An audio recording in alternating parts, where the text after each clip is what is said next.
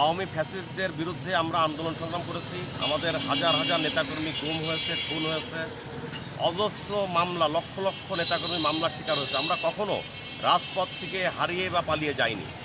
ফ্যাসিস্টরা এদেশ থেকে পালিয়ে গেছে।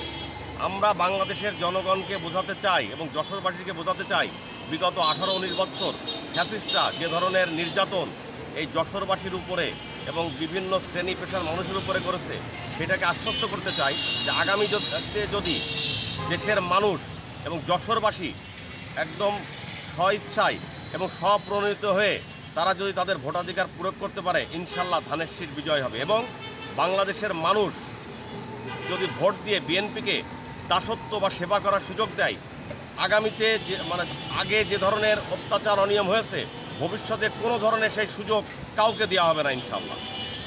যদি কোনো ষড়যন্ত্র না হয়, সঠিক নির্বাচন হয়, তাহলে বাংলাদেশ জাতীয়তাবাদী দল এই নির্বাচনে বিজয় অর্জন করবে ইনশাআল্লাহ। ধন্যবাদ ভাই।